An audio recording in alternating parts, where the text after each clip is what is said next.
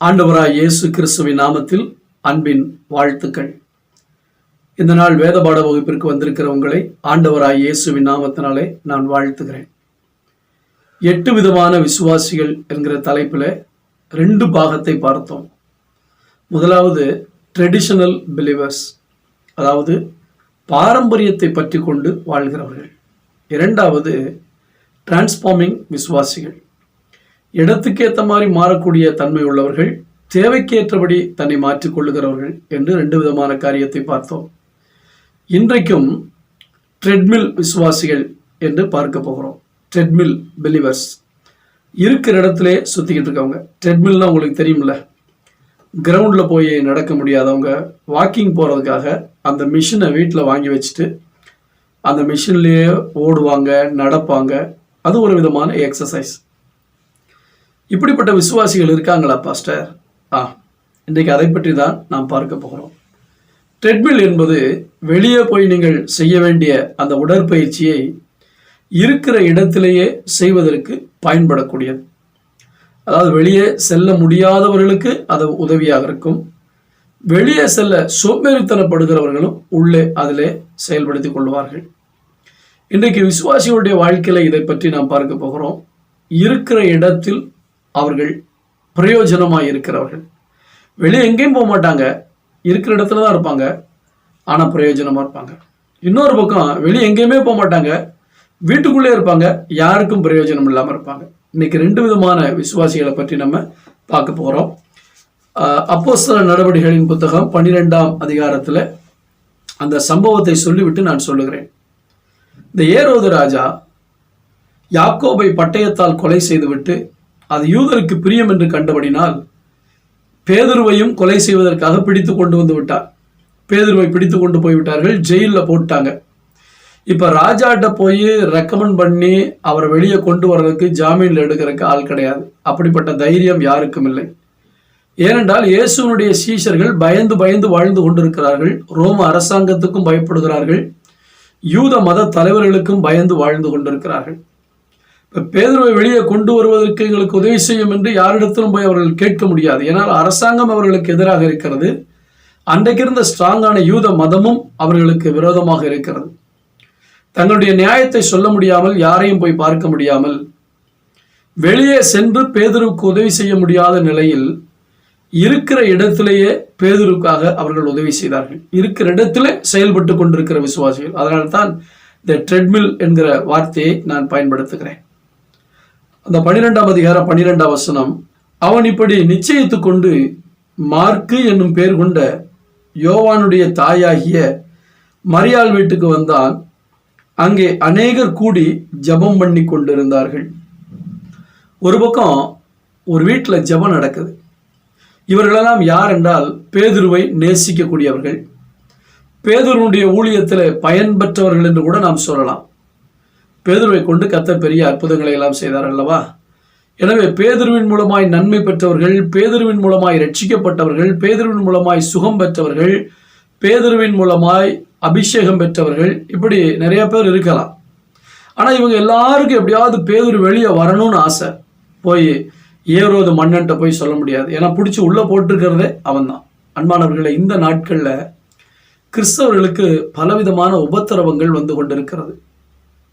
பலவிதமான மதத்தை சார்ந்ததான சில தீவிரவாதிகள் ஊழியர்களை, தேவ பிள்ளைகளை பிடித்து கொண்டு போய் ஜெயிலிலே அடைத்து விடுகிறார்கள், எந்த நியாயமான காரணமும் இல்லாமல். இவர்களுக்காக விசுவாசிகள் பரிந்து பேசும்படி அல்லது இவர்களுக்கு ரெக்கமெண்ட் பண்ணி வெளியே கொண்டு வரும்படி, இல்லை இவங்களுக்காக ஜாமீன் வாங்கும்படி அரசாங்கத்திடத்தில் போனால் அங்கே இருக்கிறவர்களே இவர்களுக்கு சாதகமானவர்கள், அதாவது கிறிஸ்தவர்களுக்கு எதிராக செயல்படுகிறவர்களுக்கு சாதகமானவர்கள். எனவே அங்கே போனாலும் நமக்கு நியாயம் கிடைக்காது என்று நினைக்கிற சூழ்நிலை நம்முடைய தேசத்தில் இருக்கிறது. இதே போலதான் கம்யூனிஸ்ட தேசங்களிலும் இன்னும் பலவிதமான பாசிச கொள்கை எங்கெல்லாம் இருக்கிறதோ அங்கெல்லாம். அப்படிப்பட்ட அரசாங்கம் தேவ பிள்ளைகளுக்கு எதிராக இருக்கும் பொழுது நாம் யாரிடத்தில் போய் முறையிடுவது? நாம் யாரிடத்திலும் போய் உதவி கேட்க முடியாது. அன்பானவர்களே, பேதுருவுடைய நாட்களிலும் அப்படித்தான் இருந்தது. இந்த விசுவாசிகள் எந்த அரசாங்கத்தில் போய் முறையிடுவார்கள்? அன்றைக்கு இருந்த அரசாங்கம் தானே இந்த பேதுருவை தூக்கி உள்ளே போட்டது. இதை அவர்கள் யோசித்தார்கள். வெளியே போய் நம்மால் பயன்பட முடியவில்லை, உதவி செய்ய முடியவில்லை, இருக்கிற இடத்துல முழங்கால் படியிட்டு ஜெபம் பண்ணுவோம் என்று ஜெபித்தார்கள். ஜெபித்த இடத்துக்கே ஆண்டவர் பேதுருவை கொண்டு வந்தார். எப்படி இந்த ஜெபம் பரலோகத்துக்கு போனது? பரலோகத்தின் தேவன் ஒரு தூதனை அனுப்புகிறார். தூதன் விலங்குகளை கலட்டி கதவுகளை திறந்து ஜெபிக்கிற வீட்டின் கதவுக்கு பக்கத்திலே கொண்டு வந்து விட்டு விட்டு போய்விட்டார். யோசித்து பாருங்கள், உங்களுடைய ஜெபம் எவ்வளவு வல்லமை உள்ளது. நீங்கள் அங்குமிங்கும் போய் ஊழியம் செய்யக்கூடிய அந்த சூழ்நிலை உங்களுக்கு இல்லாமல் இருக்கலாம். அதற்காக நீங்கள் சும்மா இருந்து விடக்கூடாது. ட்ரெட்மில் இருக்கிற இடத்தில் பயன்படக்கூடியது. இன்னைக்கு வெளியே போய் ஊழியம் செய்ய முடியாத சில சூழ்நிலைகள் சிலருக்கு இருக்கலாம். ஆனால் நீங்கள் இருக்கிற இடத்துல பயன்பட கற்றுக்கொள்ள வேண்டும். முதலாவது, நீங்கள் உங்கள் வீட்டில் முழங்கால் படியிட்டு ஜெபிக்க வேண்டும். நீங்கள் இருக்கிற இடத்துல முழங்கால் படியிட்டு முழு உலகத்துக்காக ஜெபிக்கலாம். முழு உலகத்திலும் உபத்திரவப்படுகிற தேவ பிள்ளைகள், உபத்திரவப்படுத்தப்படுகிற தேவ சபைகள், தாக்கப்படுகிற தேவனுடைய ராஜ்யம், இதற்காக நீங்கள் இருக்கிற இடத்துல போராடி நீங்கள் அழுது ஜெபிக்க வேண்டும். அப்புறம் கூடி வந்து ஜெபிக்கணும். பேதுருவுடைய நாட்கள்ல அநேகர் ஒரு வீட்டில் வந்து கூடி ஜெபம் பண்ணாங்களாம். இதை கேட்டுக்கொண்டிருக்கிற நம்முடைய சபை விசுவாசிகளா இருந்தாலும் சரி, மற்ற சபை விசுவாசிகளா இருந்தாலும் சரி, நாம் ஜெபிப்பதற்கென்று வீடுகளிலே சில ஜெப கூட்டங்களை வைத்திருக்கிறோம் அல்லவா? அதெல்லாம் எதற்காக? நீங்கள் அங்குமிங்குமாய் ஓடி போய் ஊழியம் செய்ய முடியாது என்கிற சூழ்நிலையில அட்லீஸ்ட் இந்த முழங்கால் படியிட்டு ஜெபிக்கிற ஊழியத்தையாவது இருக்கிற இடத்திலாவது நீங்கள் பிரயோஜனம் அடைய வேண்டும். உங்கள் வீட்டுக்கு பக்கத்தில் அங்கே நடக்கிற ஜெப கூட்டங்கள், இதெல்லாம் நாம் தேவனுடைய ராஜ்யத்துக்காக நாம் செய்கிற காரியங்கள். இந்த ட்ரெட்மில் விசுவாசிகளாக நீங்கள் இருக்கிறீர்களா? இருக்கிற இடத்திலேயே நான் பிரயோஜனமாய் இருக்கக்கூடிய ஒரு விசுவாசியாக. இன்றைக்கு நம்முடைய தேசம் முழுவதிலும் எவ்வளவோ உபத்திரவங்கள், போராட்டங்கள் இருந்து கொண்டுதானே இருக்கிறது. தேவனுடைய சபைகள் தாக்கப்பட்டு கொண்டிருக்கிறது. அங்கே இந்த இடத்துலலாம் போய் நம்ம அவங்களுக்கு உதவி செய்ய முடியுமா? முடியாது. ஆனால் இருக்கிற இடத்துல நீங்கள் முழங்கால் படியிட்டு கண்ணீரோடு ஜெபிக்க முடியும்.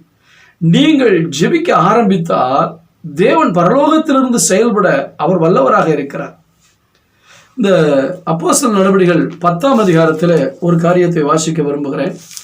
அப்போஸ்தலர் நடவடிக்கைகள் 10ஆம் அதிகாரம் 2ஆம் வசனம். அவன் தேவ பக்தி உள்ளவனும் தன் வீட்டார் அனைவரோடும் தேவனுக்கு பயந்தவனுமாயிருந்து ஜனங்களுக்கு மிகுந்த தர்மங்களை செய்து எப்பொழுதும் தேவனை நோக்கி ஜெபம் பண்ணி கொண்டிருந்தான். கொர்நேலியு என்று சொல்லக்கூடிய ஒரு யூதன் அல்லாத ஒரு போர் சேவகன். அவன் தேவ பக்தி உள்ளவன். ஆண்டவரை அவன் நம்பினான், ஆண்டவரை ஆராதித்தான், பரிசுத்தமாய் அவன் வாழ்ந்தான். ஆனால் அவன் அங்குமிங்குமாய் போய் ஊழியம் செய்ய முடியாது. ஆண்டவரை பற்றி அவனுக்கு சொல்ல தெரியாமல் இருக்கலாம். ஆனால் அவனுக்குள்ளே இருந்த தேவ பக்தி, அநேகருக்கு இந்த பக்தியை கொடுக்க வேண்டும் என்கிற வாஞ்சை இருந்தது.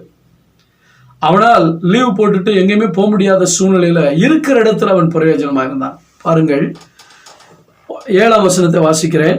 கொர்நேலியு தன்னுடனே பேசின தேவ தூதன் போன பின்பு தன் வீட்டு மனுஷரில் 2 பேரையும் தன்னிடத்தில் சேவிக்கிற போர் சேவகர்கள் தேவ பக்தியுள்ள ஒருவனையும் அழைத்து, இவனிடத்தில் சேவிக்கிறேன்னா இவன்கிட்ட வேலை பார்க்கிற, இவனிடத்தில் வேலை பார்க்கிற அந்த போர் சேவகர்களில் தேவ பக்தி உள்ள, இந்த தேவ பக்தின்னு சொல்றது நம்முடைய ஆண்டவர் மேல, யெகோவா தேவன் மேல இருந்த தேவ பக்தி.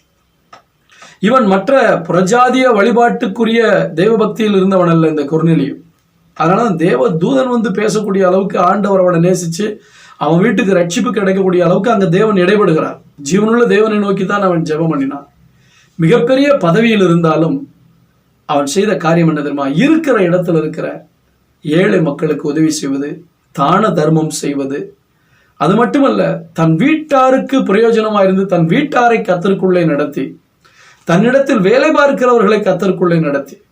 கொஞ்சம் யோசிச்சு பாருங்க, உங்கள்கிட்ட வேலை பார்க்குறவங்க உங்களை பார்க்கும்போது ஆண்டவரை ஏற்றுக்கொள்ள முடியுமா? நீங்க எப்படி நடந்துக்கிறீங்க? உங்க கீழே வேலை பார்க்குறவங்களுக்கு உங்க பக்தி தெரியுதா? இதெல்லாம் ட்ரெட்மில் விசுவாசிகளுடைய ஒரு நல்ல சுபாவம். இருக்கிற இடத்துல நான் பிரயோஜனமா இருக்கணும், என் வீட்டுக்கு முன்மாதிரியா இருக்கணும். நான் வேலை பார்க்குற இடத்துல எனக்கு கீழே வேலை பார்க்குறவங்க என் மூலமா ஆண்டவரை ஏற்றுக்கொண்டு வரணும். இன்னைக்கு சில இடங்கள்ல நடக்கிற சாட்சி என்ன தெரியுமா? அவர் என்னங்க பல இடத்துல போய் பிரசங்கம் பண்ணுவார், நல்ல வசனமெல்லாம் சொல்லுவார், ஆனால் பயங்கர கோவக்காரரு, இல்லாட்டி அவர் ரகசியமாக பாவம் செய்வார். அவரெல்லாம் பார்த்தா எங்களுக்கு கிறிஸ்தவனா மாறணுங்கிற ஆசையே வரமாட்டேங்குது. இப்படிலாம் நிறைய பேரை பற்றி சொல்கிறாங்க. ஆனால் இன்னும் ஒரு சிலரை பாருங்க, சுவிசேஷம் சொல்லாமலே நான் அவங்க வீட்டில் வேலை செஞ்சேன், ஆனால் அவங்களுடைய பக்தி, அவங்களுக்கு ஆண்டவர் மேலே இருந்த நம்பிக்கை, இதெல்லாம் பார்க்கும்போது நானும் கிறிஸ்தவனா மாறிட்டேன். இன்னைக்கு அப்படிப்பட்டவங்க இருக்காங்க. அவங்க தான் இந்த ட்ரெட்மில் விசுவாசிகள். இதை பார்த்து கொண்டிருக்கிற நீங்கள் இருக்கிற இடத்தில் பிரயோஜனமாக இருக்கிறீர்களா? இருக்கிற இடத்தில், அதாவது வெளியே செல்ல முடியாத ஒரு சூழ்நிலை, வெளியே சென்று ஆண்டவருக்காக நான் வாழ முடியலை, எங்கேயுமே வீட்டை விட்டு வெளியே போக முடியலை, இருக்கிற இடத்துல பிரயோஜனமாக இருக்க முடியுமா? ஒரு வயதான தாயார், 2 கால்களும் நடக்க முடியாத ஒரு சூழ்நிலை வந்து விட்டது. அவர்கள் வீல் சேரில் தான் உட்கார்ந்துருப்பாங்க. ஆனால் ஒரு காலத்தில் ஆண்டவருக்காக ஓடி ஆடி ஊழியம் செய்தவங்க. இந்த வயதான நாட்கள், ஆண்டவரே எங்கேயுமே என்னால் போக முடியலையே, இப்படி வீட்டுக்குள்ளேயே இந்த வீல் சேரில் சுற்றி சுற்றி வரனே, நான் என்ன செய்யறது அப்படின்னு ஜெபம் பண்ணுறப்ப ஆண்டவர் அவங்களுக்கு ஒரு ஐடியா கொடுத்தாராம். இருக்கிற இடத்துல நீ எப்படி எனக்காக பயன்பட முடியும்ட்டு. அந்தபடி ஆண்டவர் சொன்ன அந்த ஐடியாவின்படி அவங்க என்ன செஞ்சாங்கன்னா, பிள்ளைங்கிட்ட கொஞ்சம் ஒயிட் பேப்பர் வாங்கி சின்ன சின்னதாக கட் பண்ணி, அவங்க வீடு வந்து அந்த ரோட்டு ஓரத்தில் இருக்குது, மாடியில் அவங்களுடைய வீடு. அந்த ஜன்னலோரத்தில் அவங்க என்ன செய்வாங்க, உட்காந்துக்கிட்டு ஒவ்வொரு நாளும் பல வசனங்களை, வாக்குத்தத்த வசனங்களை எழுதி அப்படி ரோட்டை பார்த்துக்கிட்டே இருப்பாங்க. கீழே அப்படி எட்டி பார்த்துக்கிட்டே இருப்பாங்களாம். யாராவது வந்தாங்கன்னா எக்ஸ்கியூஸ் மீ அப்படின்னு கேட்டு கூப்பிட்டு அவங்க என்னன்னு கேட்கும் போது ஒரு பேப்பரை போட்டு இதை படிச்சு பாருங்க, காட் பிளஸ் யூ அப்படின்னு சொல்லுவாங்களாம். சிலர் அதை ஏற்றுக்கொண்டவங்க இருக்காங்க, சிலர் கிழிச்சு போட்டவங்க இருக்காங்க.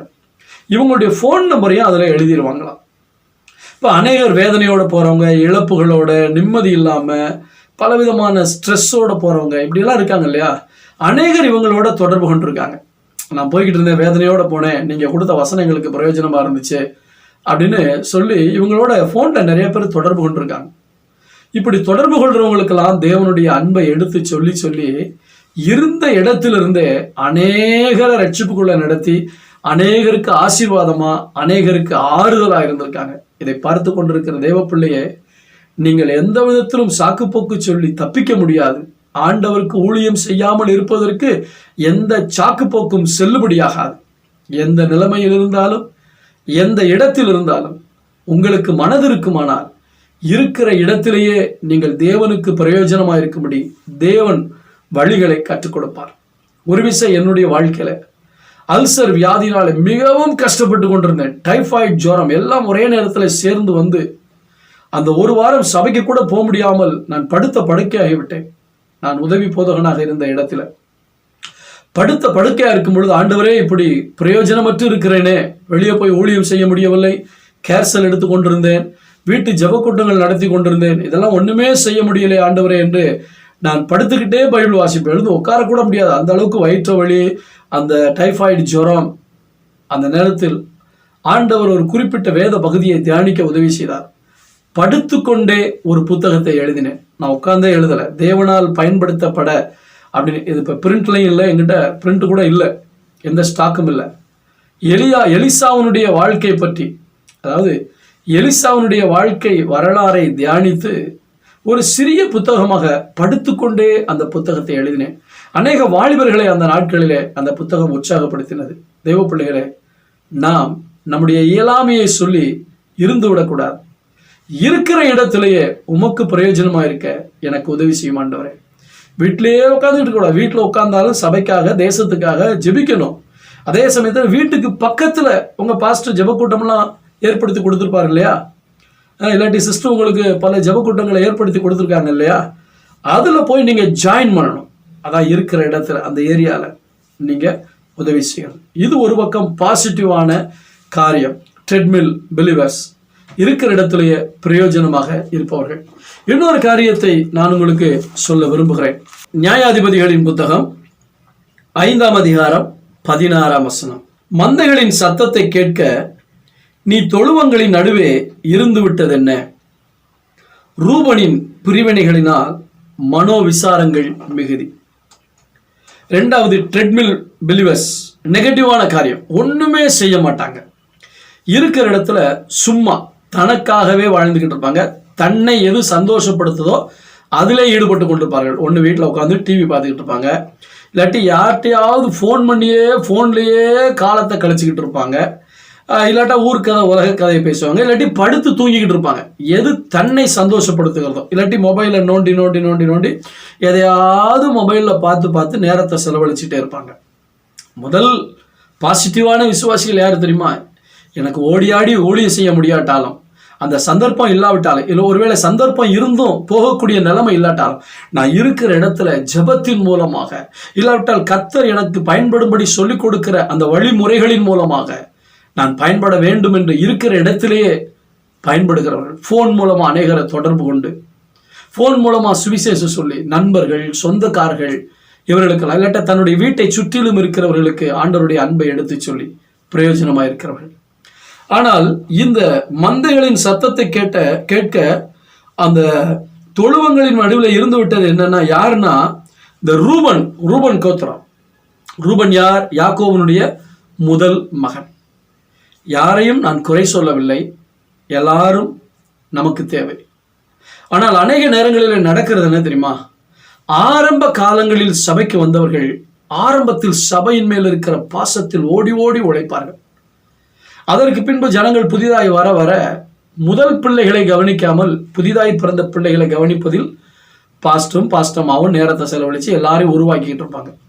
அந்த ஆரம்ப காலத்தில் இருக்கிறவர்களும் சேர்ந்து மற்றவர்களை உருவாக்குவதற்கு பதிலாக இப்ப நம்மளையெல்லாம் கண்டுக்க மாட்டேங்கிறாங்க, நம்மளையெல்லாம் ஒதுக்கிட்டாங்கன்னு அவங்களே சில எண்ணங்களை தங்களுக்கு உருவாக்கி கொண்டு அமைதியாகி விடுவார்கள். நம்ம உழைச்சதெல்லாம் போதும், எவ்வளோ நாளோ நம்ம ஊழியம் செஞ்சிட்டோம், எவ்வளோ நாள் ஆண்டவருக்காக ஊழியம் செஞ்சிட்டோம் இல்லையா, எவ்வளோ நாள் ஆண்டவருக்காக நம்ம ஊழியம் செஞ்சிட்டோம் போதும் அப்படின்ட்டு சர்ச்சுக்குள்ளேயே அந்த பழைய விசுவாசிகள் ஒருத்தருக்கு ஒருத்தர் பேசிக்கிறது, இல்லாட்டா முன்னாடி ஊழியம் செஞ்சு இப்போ ஊழியம் செய்யாமல் இருக்கவங்க பழைய கதைகளையே, நான் அந்த நாட்கள் எப்படி இருந்தேன் தெரியுமா, இந்த நாட்கள் எப்படி இருந்தேன் தெரியுமா, பழைய கதையே பேசிட்டு இருக்குது. பாருங்க, மந்தைகளின் சத்தங்களை கேட்க நீ தொழுவங்களின் நடுவில் இருந்து விட்டது என்ன? இவங்களுக்கு வெளியே அழுகிற ஜனங்களுடைய ஓலம் கேட்காது. அழிந்து கொண்டிருக்கிற ஒரு கூட்டம் இருக்கிறது. வேதனையோடு, நிம்மதி இல்லாமல், சமாதானம் இல்லாமல், சந்தோஷம் இல்லாமல் தற்கொலைக்கு நேராக ஓடுகிற ஒரு கூட்டம்.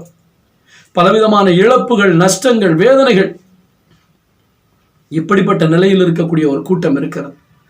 இந்த சத்தத்தை கேட்காமல் தொழுவத்துக்குள்ள விசுவாசிகளுக்குள்ளேயே கூடி பேசுறது, விசுவாசிகளுக்குள்ளேயே கதை பேசுறது, இவங்க அவங்க வீட்டுக்கு விருந்துக்கு போறது, அவங்க இவங்க வீட்டுக்கு விருந்துக்கு போறது, அந்த பர்த்டே பார்ட்டிக்கு போறது, இந்த பர்த்டே பார்ட்டிக்கு போறது, உள்ளுக்குள்ளேயே இந்த மந்தைகளின் விசுவாசிகளுடைய சத்தத்தையே கேட்டு அதுல இன்பம் காண்கிறது. நீங்கள் எந்த வகை? இப்படிப்பட்ட ட்ரெட்மில் விசுவாசிகளா? இருக்கிற இடத்துலயே ஃபோனில் கதை அடிச்சுக்கிட்டு, இல்லாட்டா டிவியில் சினிமா பார்த்துக்கிட்டு, இல்லாட்டா டிவியில் கண்ட காரியங்களை பார்த்துக்கிட்டு, உங்களுக்கு எது சந்தோஷத்தை கொடுக்கிறதோ அதை மட்டும் செய்து கொண்டு இருக்கிறவர்களா? இந்த 16ஆம் வசனத்தில் சொல்லப்பட்டிருக்கிறது, மந்தைகளின் சத்தத்தை கேட்க நீ தொழுவங்களின் நடுவே. எந்த கோத்திரம்? ரூபன் கோத்திரம். ரூபன் தான் யாக்கோபனுடைய முதல் மகன். பொறுப்பா இருக்க வேண்டியவன் அவன். மற்றவர்களுக்கு மாதிரியா இருக்க வேண்டியவன் அவன். மற்றவர்களை முன்னின்று நடத்த வேண்டியவன் அவன். சபையில் இருக்கிற மூத்த விசுவாசிகளே, ஆரம்பத்தில் நன்றாய் ஓடினவர்களே, பின்பு வந்தவர்களெல்லாம் உங்களை பார்க்கிறார்கள். சும்மா இருக்கிறவர்களாக உங்களை பார்க்கக்கூடாது. இன்னும் மற்றவர்களை இழுத்துக்கொண்டு ஆண்டவருக்காக செயல்படக்கூடிய துடிப்புள்ள விசுவாசிகளாக உங்களை பார்க்க வேண்டும். அப்படிப்பட்ட ஒரு துடிப்பும் அப்படிப்பட்ட ஒரு அர்ப்பணிப்பும் உங்களுக்குள் இருக்கும் என்றால் உங்களால் சும்மா இருக்கவே முடியாது. கொஞ்சம் யோசித்து பாருங்கள். ரூபன் கோத்திரத்தை போல மந்தைகளின் சத்தத்தை கேட்பதற்கு விசுவாசிகளுக்குள்ளேயே சந்தோஷப்படக்கூடிய நிகழ்ச்சிகளிலேயே சுத்தி இருக்கிற இடத்துலேயே சுத்தி வரக்கூடிய விசுவாசிகளா, இல்லை வெளியே அலறுகிற சத்தத்தை கேட்டு வெளியே போய் கர்த்தருக்காய் ஊழியம் செய்யக்கூடிய விசுவாசிகளா, அல்லது இருக்கிற இடத்திலே ஜெபிக்கிறவர்களோடு இணைந்து நம்முடைய சபையில கான்ஃபரன்ஸ் கால், ஃபோன் மூலமா ஜெபிக்கிற ஜெபம் இருக்கு, இருக்கிற இடத்திலே பிரயோஜனமாக இருப்பது. வாலிபர்களுக்கென்று, பெண்களுக்கென்று, ஆண்களுக்கென்று. ஒவ்வொரு பிரசனத்திலையும் நான் ஏன் தெரியுமா இதை சொல்றேன்? இன்னும் சேராதவர்கள் இருக்கிறீர்கள்.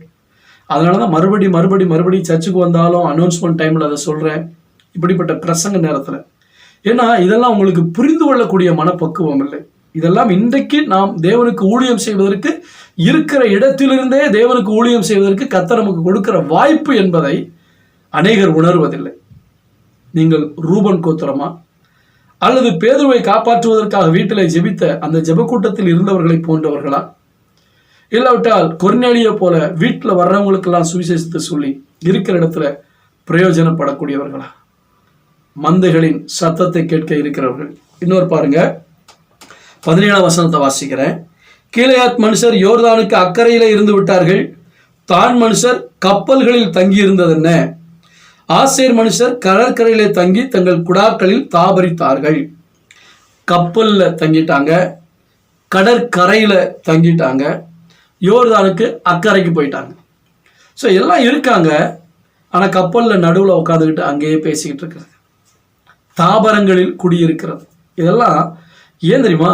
இந்த சுச்சுவேஷனை உங்களுக்கு சொல்கிறேன். இஸ்ரவேலுக்கு விரோதமாக ஒரு பெரிய யுத்தம் வந்தபோது பாராக்கை கூட்டிக் கொண்டு தெபோராள் யுத்தத்துக்கு போகிறாள். அங்கே போர்க்களத்து முனையிலே தானும் நப்தலியும் தன்னுடைய உயிரை துச்சமாய் நினைத்து போரிட போகிறார்கள். எழுதுகோள் பிடிக்கிறவர்கள் இறங்கி வந்தார்கள் என்று சொல்லப்பட்டிருக்கிறது. பெரிய ஆபீசர் ரேங்க்ல இருக்கவங்களாம் இறங்கி வர்றாங்க. இப்படி ஒரு யுத்தம் நடந்து கொண்டிருக்கிறது. தேவனுடைய ராஜ்யத்துக்கும் சாத்தானுடைய ராஜ்யத்துக்கும், தேவ பிள்ளைகளுக்கும் எதிரிகளுக்கும் யுத்தம் நடந்து கொண்டிருக்கிறது. ஒரு பக்கம் உயிரை கொடுக்கக்கூடிய அளவில் அநேகர் வேலை செய்து கொண்டிருக்கிறார்கள். ஆனால் ஒரு சிலரோ கப்பல்லையே தங்கிறது. என் பிஸ்னஸ், கப்பல் என்பது எதுக்கு அடையாளமாக இருக்கிறது? வியாபாரம். எப்போ பார்த்தாலும் எனக்கு பிஸ்னஸ் பிஸ்னஸ் பிஸ்னஸ், வியாபாரம் வியாபாரம். வியாபாரம் தவறல்ல. அந்த வியாபாரத்தை கர்த்தர் உங்களுக்கு கொடுத்திருக்கிறார். உங்களுடைய வறுமை வேதனையெல்லாம் நீங்கும்படியாக உங்களுக்கு ஒரு வியாபாரத்தை கொடுத்து கர்த்தர் உங்களை ஆசீர்வதிக்கிறார். உங்கள் வியாபாரம் தழைத்தோங்க என்னுடைய ஆசீர்வாதங்கள். அதிலேயே தங்கிவிடக்கூடாது, கப்பலிலேயே தங்கிவிடக்கூடாது. அது மாத்திரமல்ல, குடாக்களில் தாபரித்து விடக்கூடாது. ரூபனை போல தொழுவங்களிலேயே இருந்து விடக்கூடாது. என் பிஸ்னஸ் மட்டும்தான் எனக்கு முக்கியம்ட்டு அதிலே இருந்துடாதீங்க. இல்லாட்டா என் கூட இருக்க விசுவாசிகளோட சந்தோஷமா பர்த்டே, கல்யாணம், இந்த மாதிரி ஃபங்க்ஷனில் உட்காந்து பேசிகிட்டே இருக்கிறதுக்குன்னா நான் வருவேன், ஆனால் ஜபக்கூட்டம் நடந்தால் நான் வரமாட்டேன். அப்படிப்பட்ட விசுவாசிகளாக இருக்கக்கூடாது. கேட்டிங்களா? எங்கு போனாலும் உயிரை துச்சமாய் நினைத்து போன தான் நப்தலி இவர்களைப் போல இருக்கிற இடத்துல பிரயோஜனப்படுவதை குறித்து, இருக்கிற இடத்திலேயே பிரயோஜனப்படுவதை குறித்து இன்றைக்கு செய்தியை கேட்டீர்கள். Treadmill believers. இருக்கிற இடத்துல சும்மா சுத்துற ஆளா, இல்லை இருக்கிற இடத்துல தேவனுக்காக பயன்படுகிற ஆளா? கொஞ்சம் யோசிச்சு பாருங்க. ஆழமா உங்க வாழ்க்கையை யோசிச்சு பாருங்க. நான் கொடுத்த உதாரணங்களையும் பைபிளில் எடுத்து வாசிச்சு பாருங்க. நான் சொன்ன அந்த காரியங்களை யோசிச்சு பாருங்க. ஆரம்பத்தில் இருந்தவர்கள் இப்பொழுது எப்படி நீங்கள் ஆண்டவருக்காக பயன்படுகிறீர்களா, அல்லது தாளந்தை புதைத்து போட்டுவிட்டு கடந்த காலங்களில் உழைத்தது போதும் என்று இருக்கிறீர்களா? இல்லை. அவர் வருமளவும் அவருக்காக செயல்படுவதற்கு நல்ல பலத்தை கொடுத்திருக்கிறார், நல்ல சுகத்தை கொடுத்திருக்கிறார், நல்ல ஆரோக்கியம், நல்ல ஆசீர்வாதத்தை கொடுத்திருக்கிறார். இதையெல்லாம் கொடுத்த தெய்வத்துக்கு நாம் செய்கிற ஊழியத்தை நிறுத்தி விடக்கூடாது. அவர் வருமளவும் நாம் செய்து கொண்டே இருக்க வேண்டும். கர்த்தர் உங்களை ஆசீர்வதிப்பாராக. ஜெபிப்போமா? நல்ல பிதாவே, நன்றியோடு நாங்கள் உம்மை துதிக்கிறோம், ஸ்தோத்திரிக்கிறோம். இந்த நாளில் இருக்கிற இடத்தில் வீணாய் நேரத்தை கழிப்பவர்களும், இருக்கிற இடத்திலேயே தேவனுக்காய் பிரயோஜனமாய் இருக்கிறவர்களை பற்றியும் நாங்கள் பார்த்தோம். ரூபனின் செயல்களைப் போல எங்கள் சபை மக்களுடைய செயல்கள் இருந்துவிடக்கூடாது. அன்றைக்கு பேதுரு சிறைச்சாலையில போட்டபோது ஒரு கூட்டம் இருக்கிற இடத்தில் ஜெபம் பண்ணி தேவனுடைய ராஜ்யத்தினுடைய காரியங்களுக்காய் அக்கறை காட்டினது போல எங்கள் சபை விசுவாசிகள், இதை பார்க்கிற ஒவ்வொரு விசுவாசிகளும் இருக்க வேண்டும் என்று நான் ஜெபிக்கிறேன். ஒரு காலத்தில் நாங்கள் ஓடினோம் என்கிற மன நிறைவோடு கூட இருந்து விடாதபடிக்கு, ரூபன் மூத்தவன், அவன்தான் எல்லாருக்கும் முன்மாதிரியா இருக்க வேண்டும். ஆனால் அவனோ மந்தையின் சத்தத்தை கேட்பதிலேயே குறியா இருந்து விட்டானே. எங்களுடைய சபை விசுவாசிகள் மந்தைக்குள்ளே கேட்கிற அந்த சத்தத்துக்காக மட்டும் அவர்கள் செவி கொடுக்கிறவர்களாக இராதபடி, மந்தைக்கு வெளியே ஓலமிடுகிற எத்தனை ஆத்துமாக்கள் உண்டு, அந்த சத்தத்தை கேட்டு செயல்பட கிருபைத்தார். இருக்கிற இடத்தில் எங்களுக்கு மட்டுமல்ல, தேவ ராஜ்யத்துக்கு பிரயோஜனமாக இருக்க நம்முடைய பிள்ளைகளுக்காக நான் ஜெபிக்கிறேன். அப்படிப்பட்ட வாய்ப்புகளை தாரும், செயல்படுவதற்குரிய மனப்பக்குவத்தை தாரும், மன எழுச்சியை தாரும், ஆசீர்வதியும். இதற்கு விரோதமாய் செயல்படுகிற எல்லா பொல்லாத பிசாசின் கிரியைகளை இயேசுவின் நாமத்தினாலே நான் கடிந்து கொள்ளுகிறேன். தேவனுடைய ராஜ்யம் உடைய பிள்ளைகள் மூலமாய் தொடர்ந்து கட்டப்படட்டும். ஆசீர்வதி இயேசுவின் நாமத்தில் பிதாவே. ஆமென். ஆமென். God bless you.